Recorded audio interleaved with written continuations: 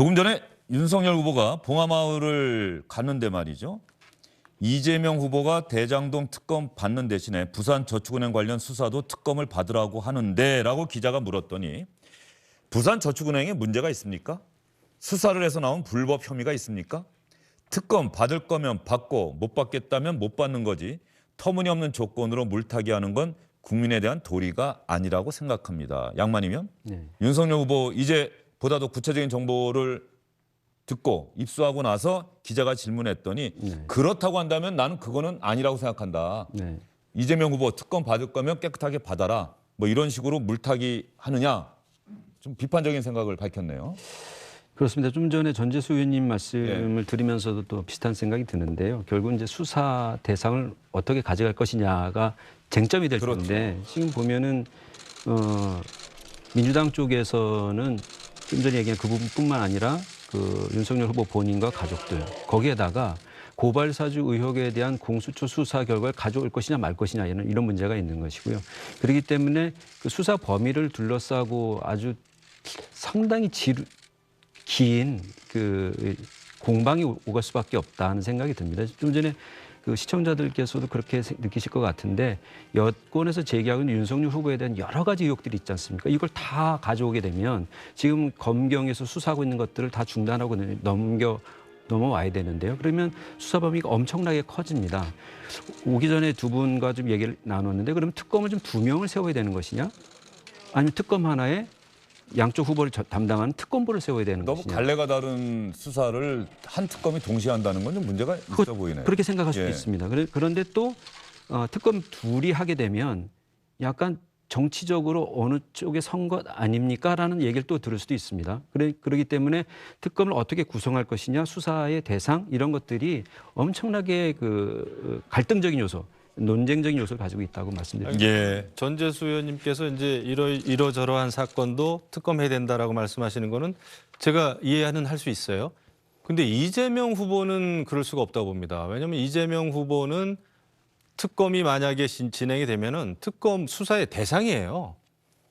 본인이 피의자가 될 수도 있고 무슨 뭐 참고인이 될 수도 있고 그렇습니다만은 아무튼 조사를 받아야 되는 입장 아닙니까? 그런 입장에서 이런저런 특검이 이런 거 저런 사건을 수사해야 된다라고 본인이 이야기할 계제가 아닙니다. 당에서는 이야기할 수 있어요.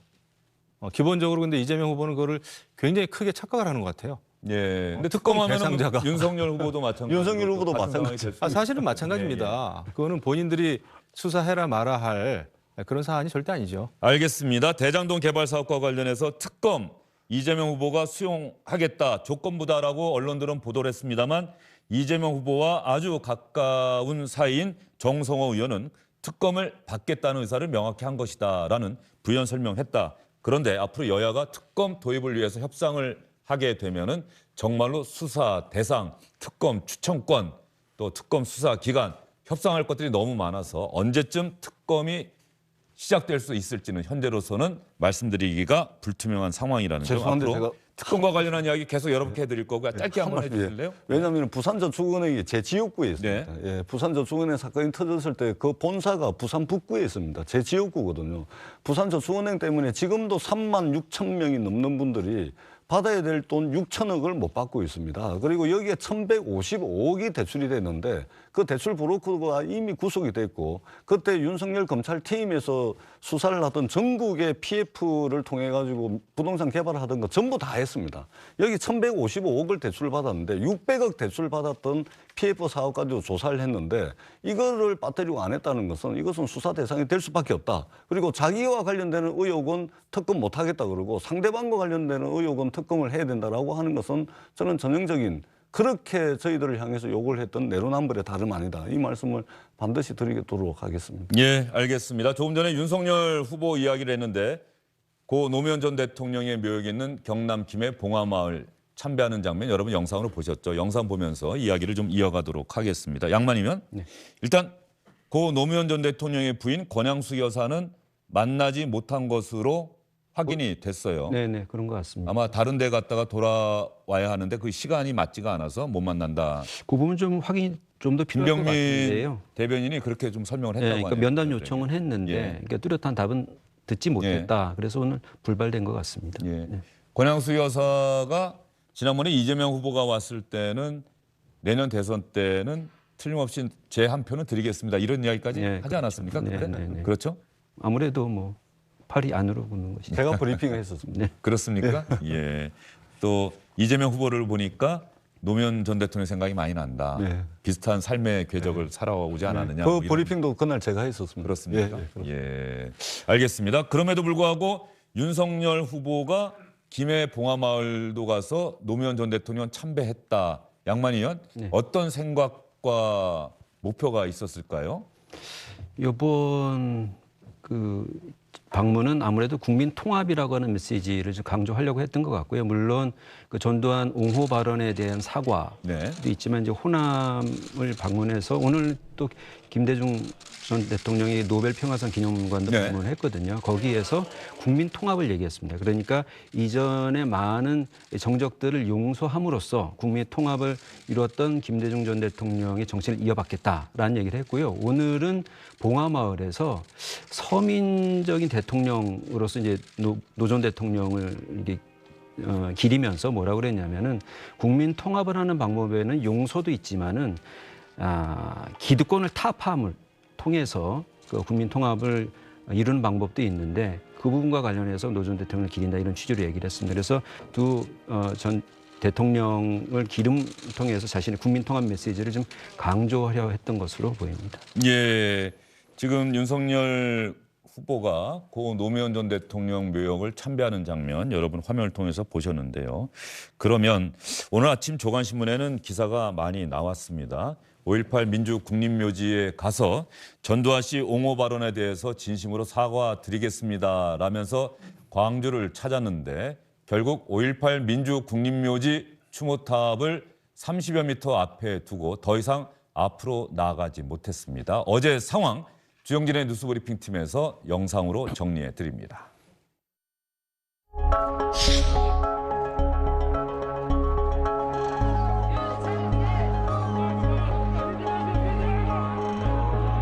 사랑하는 광주 시민 여러분, 제 발언으로 상처받으신 모든 분들께 머리 숙여 사과드립니다.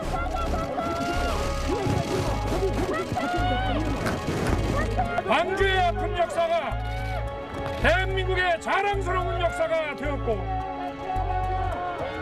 광주의 피가 대한민국의 민주주의를 꽃피웠습니다. 그러기에 이 시대를 사는 우리 모두는 5월 광주의 아들이고 딸입니다.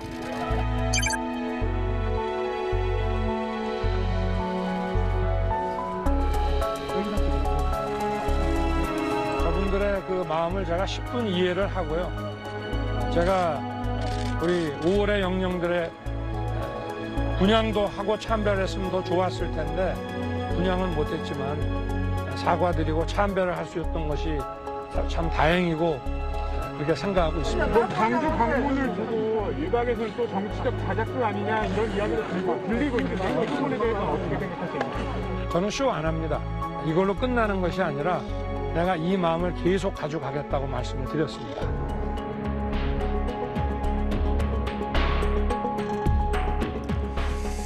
양만희 의원, 광주 시민 또 광주 5월 단체 강하게 항의하는 바람에 윤석열 후보가 추모탑까지 가지 못했는데 네. 물리적인 충돌은 없었던 거죠. 그렇습니다. 예. 윤석열 후보가 원래 무릎을 꿇고 사과할 것이다라는 전망이 많았는데 추모탑까지 가지 못해서일까요?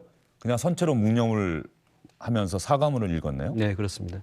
좀 전에 시청자들께서도 보셨지만은 이제 사과의 뜻을 밝히고 나서 상당히 많은 분량을 5.18은 어떤 것이다라는 이제 설명하는데 많은 시간을 할애했습니다. 그리고 대단히 큰 소리로 물론 주변이 소란스러워서 그랬을 것 같긴 합니다만은 말씀하신 대로 작년에 미래통합당 시절에 김종인 당시 비대위원장이 무릎을 꿇고 네.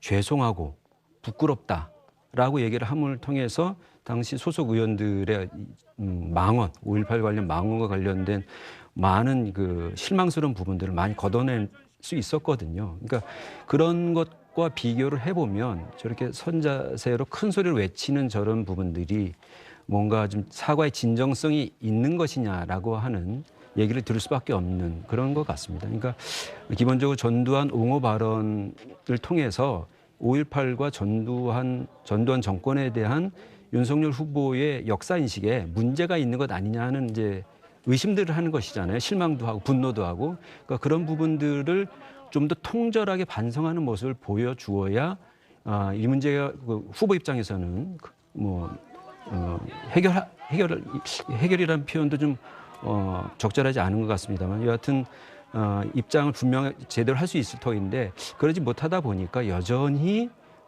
논란의 끈을 끊어내지 못하고 있는 그런 상황인 것 같습니다. 윤석열 후보가 자, 광주 민주화 운동에 대해서 어떠한 역사적 인식을 갖고 있느냐, 전두환 전 대통령, 전두환 씨에 대해서 어떠한 역사적 평가와 판단을 본인이 생각을 정리해서 갖고 있느냐, 이거는 대단히 중요한 문제인 것 같아요. 그런데 지난해 7월에 정계 입문을 선언한 직후에도 광주를 찾아갔던 적이 있습니다. 검찰총장 시절에도 찾아갔던 적이 있는데 그때 분위기는 지금과는 사뭇 달랐습니다. 일단 그 영상 보시고 제가 두 분께 질문을 드리도록 하겠습니다. 오면서 들으셨겠지만 2005년도인가 15년 전 딱 이맘때 바로 이 자리에서 전출 행사를 했던 기억이 납니다. 광주 2년 근무하면서 정이 많이 들어서인지 제가 그 말문이 나오지를 않아서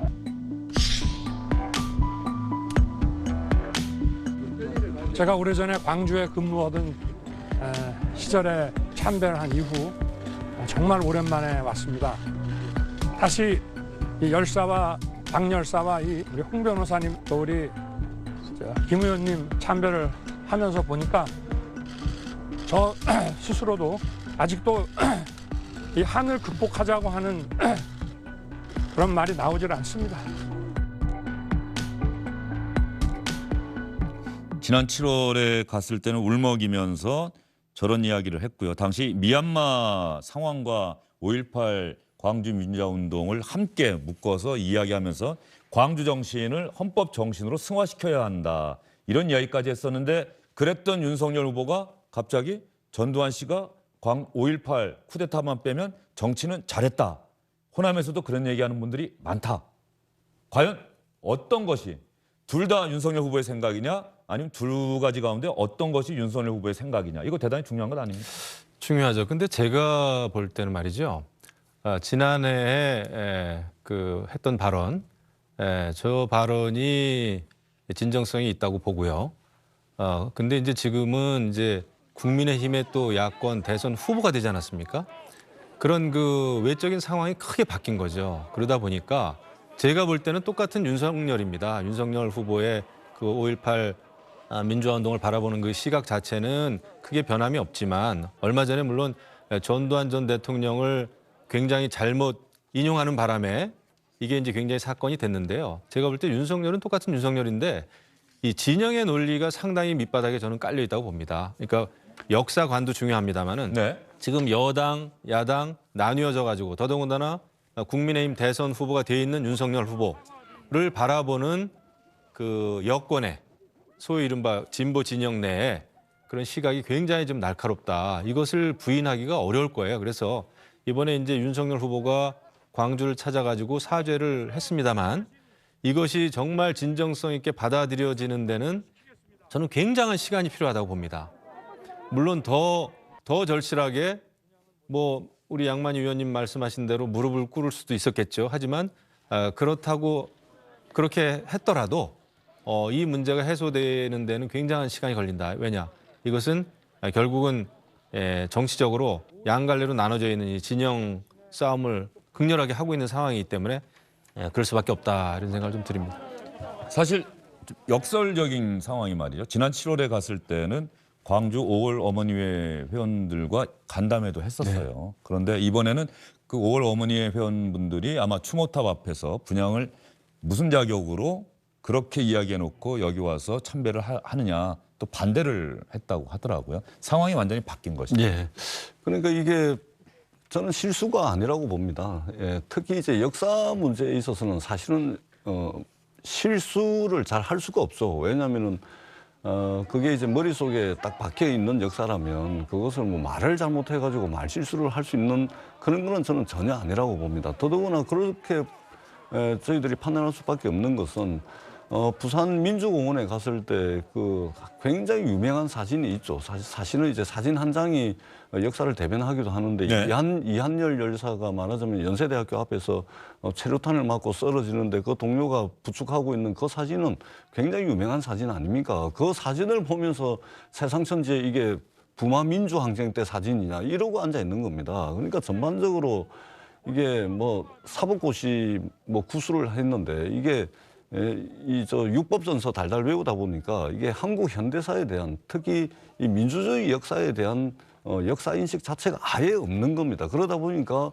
전두환 정권의 정통성은 이미 우리 공동체의 어떤 상식적 판단, 사법적 판단에 다 내려졌음에도 불구하고 전두환 정권의 정통성에 대해서 그렇게 이야기를 하는 겁니다. 그렇기 때문에 자기 스스로 어떤 사안을 판단할 수 있는 역사 인식 자체가 저는 전무한 것으로 그렇게밖에 볼 수가 없습니다. 광주 민주 국립묘지 참배하면서 윤석열 국민의힘 대선 후보가 방명록에 글을 썼는데 저도 SNS에서 이런 글 봤습니다. 이 글 중에 한 부사가 있는데 말이죠. 이게 과연 어떤 의미로 이런 글을 썼는가 이런 지적들이 있었는데 그때 그 방명록을 좀 보면서 이야기를 여러분께 해드리도록 하겠습니다. 민주화 인권의 5월 정신 반드시 세우겠습니다. 2021년 11월 10일 윤석열. 그냥 넘어갈 수도 있는 부분인데 저 반드시가 우리가 생각하는 마침내 기필코 꼭이라는 뜻의 반드시가 아니고 반드이가 됐어요. 반드이. 저 반드시는 조금 뜻이 다른 거죠. 뭔가 잘못된 걸 바로잡는다 이런 것 아닙니까? 예, 반듯하게 세운다는 예. 것이고요. 윤석열 후보는 그 호남에 있는 분들이 저 표현을 많이 써서 자기가 이제 광주에 근무할 때 보니까 많이 쓰길래 그 말을 썼다 이렇게 얘기를 했습니다. 이재명 후보도 소셜미디어에 글을 올려서 그러면 지금 5월 정신이 삐뚤어져 있다는 얘기냐. 지금 네, 제가 SNS 본 글이 바로 그거예요. 그 이재명 후보도 또 같은 취지로 글을 예. 올렸다고 보도가 좀 전에 돼 있어요. 그러니까 저는 5월 정신을 반드시 세우겠다는 말은 예를 들어서 전에 그 국민의힘 전신정당에서 5.18 관련 망언들 있잖아요. 그런 망언들 때문에 5월 정신이 훼손되는 것들이거든요. 그러니까 그런 부분들을 그런 일이 없도록 반듯하게 세우겠다라고 하는 의지를 밝혔다고 저는 봅니다. 그런데 좀 전에 말씀드린 것처럼 전두환 옹호 발언에 대한 사과의 진정성이 있느냐 하는 부분들이 명쾌하지 않기 때문에 계속 저런 시비를 낳는 것이죠. 예. 윤석열 후보가 안 그래도 이 반드시로 쓴 이유가 있습니까? 왜 반드시 기필코 이런 뜻으로 쓰지 않았습니까? 혹시 맞춤법을 잘못 쓴 것 아닙니까? 이런저런 해석이 나오는 상황에 대해서 윤석열 후보가 직접 설명한 내용도 들어보도록 하겠습니다. 그래서 그런지 네. 반드시 세우겠다라고 네. 한 게 반드시 꼭 이런 반드시가 아니고 똑바로 이런 뜻입니다. 똑바로 네, 똑바로. 우리 뭐 할 때 사실은 제가 과거에 같이 근무를 해보면 우리 호남 출신 동료들이 잘 쓰는 말이에요. 반드시 한다 이런 얘기. 그래서 제가 좀 그런 걸 좀 감안해가지고 그렇게 썼습니다. 네. 윤석열 후보의 설명 여러분 잘 들어보셨습니까? 조금 전에 윤석열 후보가 기자의 질문을 받고 설명하는데 그 뒤에 김대중 전 대통령과 이호 여사의 모습 여러분 보셨죠? 그 김대중 전 대통령 노벨 평화상 기념관도 윤석열 후보가 방문을 했는데 말이죠. 양만희 위원이 설명드린 것처럼 국민 통합 차원에서 또 김대중 전 대통령의 유지, 유업을 이어받겠다는 뜻을 또 강조한 것 같습니다. 당시 장면도 다시 한번 보도록 하겠습니다.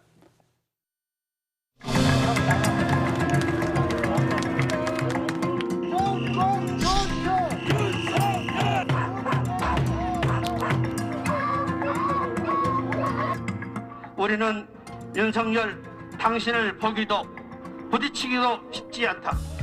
우리 눈에는 오로지 윤석열 당신은 전두환일 뿐이다.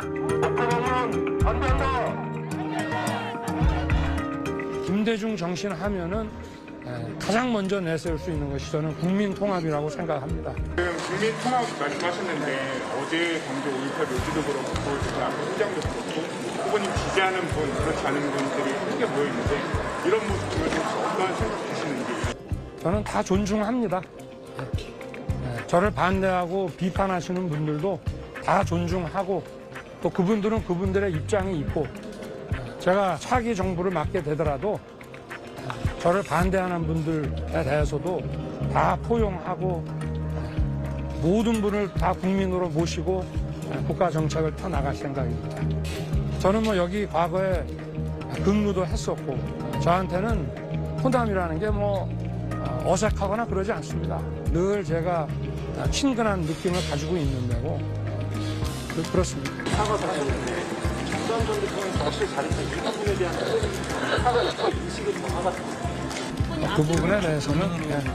그 부분에 대해서는 뭐 제가 충분히 말씀을 드렸기 때문에 또 말씀을 안 드리겠습니다. 네. 김대중 대통령 노벨 평화상 기념관을 방문했는데요. 저는 여기서 두 의원님께 이런 질문 한번 드리고 싶어요.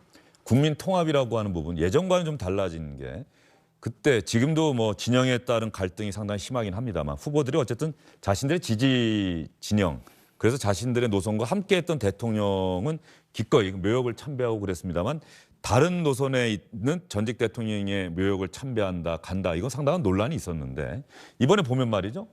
윤석열 후보는 노무현 전 대통령 묘역도 가고 김대중 대통령 노벨 평화상 기념관도 가고 이재명 후보는 박정희 전 대통령을 계속해서 정말로 대단한 일을 했다. 그렇게 강조하면서 나는 또 에너지 고속도로를 만들겠다. 이런 공약도 하면서 어떤 진영을 넘나드는 그러한 어떤 이야기들을 국민들께 계속 하고 있단 말이죠. 근데 이제 그 말로만 그렇게 하면 안 되고요. 저는 뭐 아까 이제 전재수 의원님 말씀하실 때 저는 또 생각이 좀 달랐습니다만은 윤석열 후보가 이제 역사 의식이 없다, 철학이 없는 거다라고 이제 단정적으로 말씀하셨는데 그건 좀 이제 무리한 평가다 이렇게 보고요. 그렇게 생각하면은 지금 여당의 많은 의원님들 이승만 대통령 묘역 참배 안 하지 않습니까? 그게 뭐죠? 이승만 대통령이 잘못한 것도 있지만은 그래도 건국의 대통령이고 대한민국의 기초를 다진 분 아닙니까? 그런 정도라면은 이승만 대통령 묘역을 참배하는 것이 저는 맞다 이렇게 생각합니다. 그런데 그거를 거부하는 그런 그 태도야말로 역사 의식과 그다음에 건국 대통령에 대한 예의가 아니다. 그렇게 하고 어떻게 국민을 통합할 수 있겠는가 저는 그런 생각을 좀 해요. 그래서 이재명 후보가 됐든 윤석열 후보가 됐든 차기 대통령이 되면은 가장 역점을 둬야 될 게 국민 통합입니다. 지금 제가 볼 때 문재인 정부 5년 동안 경제 실패도 있고 외교 실패도 있고 모든 면에서 굉장히 그 실정이 있지만 저는 국민들이 서초동 국민, 광화문 국민 갈리고 말이죠. 또 세대 간의 갈등이 있고 젠더 갈등이 있고 문재인 정부 들어와서 더 심해졌단 말이죠. 이런 그 국민 갈등이 이렇게 극한으로 치닫는 거에 대해서 저는 가장 가슴 아프게 생각하고 누가 대통령이 됐든 간에 국민 통합에 온 힘을 쏟아야 될 겁니다. 그거는 단순한 립 서비스로 통할 수 있는 게 아니라 시간이 걸리더라도 엄청나게 노력을 많이 해야 될 거예요. 예, 알겠습니다. 참 그러기 위해서는 지지하는 분들보다는 지지하지 않는 분들에게 더 정성과 공을 들여야 하는데 또 그러다 보면 지지하는 분들이 서운해하고 섭섭해할 수도 있고 말이죠. 어떻게 보세요? 예, 그 국민 통합의 길로 나가야 됩니다. 그런데 이전보다 많이 좋아졌습니다. 저는 이재명 후보가 이제 박정희 대통령 언급을 하고 또 뭐 윤석열 후보도 일정한 국민들이 지지를 받고 있는 분으로서 광주와 봉하마을 찾는 것은 우리 정치권이 보여줘야 될 가야 될 길이라고 생각을 합니다. 다만 이전에 박정희 대통령 묘역을 가거나 뭐 이랬을 경우에 또 지지자들 사이에서 이런저런 논란들이 많았거든요. 이제는 논란이 크게 되지 않는 것은 이미 우리 사회적 평가가 돌아가신 전직 대통령들이나 이런 분들에 대한 사회적 평가가 일정하게 합의 수준에 다다랐기 때문에 이제 크게 논란이 되지 않는 이것은 바로 국민 통합의 가능성이 열려 있는 거다 이렇게 평가를 하고요. 우리 의원님께서 이제 건국 대통령 이선만을 말씀을 하시는데요. 동의하지 않습니다. 1919년 3.1 운동 이후에 3.1 운동의 이 그때 우리 이 조선 말하자면 백성들의 이 저항 이것을 통해서 1919년도 상해 임시정부가 수립이 됐습니다. 이게 건국이죠. 어떻게 1945년이 건국입니까? 이런 대한민국 헌법에 대한민국 정부는 상해 임시정부의 법통을 개성한다라고 돼 있는 겁니다. 피땀 흘려가지고 일본 놈들에 말하자면 그 탄압을 뚫고서 3.1운동의 성과로 상해 임시정부가 1919년에 수립이 됐고 김구 선생이 그 상해 임시정부에 행정 수반을 했습니다. 그런데 어떻게 1945년 이승만이 건국 대통령이 될 수가 있습니까? 그것은 정말로 우리 선조들이 일본 제국주의에 맞서가지고 피를 흘리면서 항쟁했던 그 역사를 저는 모욕하는 거다. 저는 그렇게 생각을 합니다. 예, 알겠습니다. 뭐 또 질문 들어가게 되면은 이 논쟁도 정말 하루 아니 일주일 한 달을 걸리더라도 좀 아마 결론이 나기가 어려운 부분일 것 같은데 말이죠. 알겠습니다. 전재수 의원님의 생각은 잘 들어봤고요. 일단 여기까지 전해드리고요. 오늘 나온 여론조사 결과를 하나 잠깐 보여드리고 양만희 의원께 좀 질문을 드리도록 하겠습니다. 지금 계속해서 국민의힘 윤석열 후보가 확정되고 난 이후에 여론조사 결과에서 윤석열 후보의 지지율이 상승하는 그런 모양새를 보이고 있는데요. 오늘 나온 4개 기관 합동 조사 결과 보면은 두 후보가 모두 지지율이 약간 상승하긴 했습니다만 윤석열 후보가 4%포인트 상승해서 지지율이 일단 오차범위 바뀝니다. 39대 32. 윤석열 후보가 좀 높게 나왔고요. 심상정, 안철수 두 후보는 똑같이 5%를 기록하고 있습니다. 연령대별로 보면 20대는 박빙 접전, 그리고 30대, 40대에서는 이재명 후보가 오차범위 밖에서 더 많은 수치를 기록하고 있고요. 50대에서도 박빙, 60대, 70대는 윤석열 후보가 상당히 큰 격차로 앞서고 있고요. 차기 대선은 어떠한 성격의 선거가 될 것인가, 이게 아마 정권 교체냐 정권 재창출이냐 그것과 연계가 되는 겁니다. 정권 교체론이라고 할 수 있는 정권 심판론은 50일, 정권 재창출론이라고 할 수 있는 국정안정론은 38. 그런데 이 4개 기관 합동조사에서는 이 격차가 더 벌어진 게 아니라 오히려 줄어들었습니다. 정권 심판론은 3%포인트 떨어졌고 국정안정론이 4%포인트 상승을 했어요. 양만희 의원, 이 4개 기관 합동조사의 수치가 보면 리얼미터나 KSY보다는 숫자가 전체적으로 좀 낮아요. 네. 이게 아마 4개 기관은 전화 면접, 직접 조사원이 전화를 걸어서 물어보는 방식, 네. KSY나 리얼미터는 ARS, 자동 응답 전화, 뭐 이런 조사 방식의 차이가 저는 수치의 어떤 다름을 나타내고 있는 거겠죠? 네, 그렇습니다. 지금 이 4개 여론조사 기관은 100% 무선 전화 면접 방식을 하는데요. 사람이 전화를 걸어서 답변할 경우에 대개 이제 여당 후보가 좀 좋게 나오는 경향이 있는데, 이 조사 기관들의 한 주 전에 비해서는 두 후보 간의 격차가 5%포인트에서 7%포인트를 조금 늘었다는 것이고요. 주목해서 볼 부분은 뭐냐면 18세부터 29세, 아까 이제 두 후보가 비슷한데요. 이재명 24, 윤석열 22 이렇게 돼 있는데 이 정의당 심상정 후보가 13을 기록하고 있습니다. 그러니까 뭐냐면 지금 24, 22니까 둘을 합쳐도 절반이 안 되는 겁니다. 지금 그래서 두 후보가 20대 유권자들의 표심을 잡기 위해서 열심히 노력하는 그런 이유가 되는 게 저기 있다고. 알겠습니다. 청년층의 표심을 잡기 위한 대선 후보들의 행보는 또 주영진의 뉴스 브리핑 시간에 여러분께 자세히 전해드리도록 하겠습니다. 세 분 긴 시간 수고 많으셨습니다. 네, 고맙습니다. 안녕하십니까, 주영진입니다. 더 많은 뉴스와 라이브 이벤트를 보고 싶으시다면 화면 오른쪽을 눌러서 구독해 주시기 바랍니다. 저희 SBS 앱을 다운로드 받으시면 뉴스 속보 알림도 받아보실 수 있습니다. 텔레비전으로도 SBS 뉴스, 유튜브로도 SBS 뉴스 잊지 마시기 바랍니다.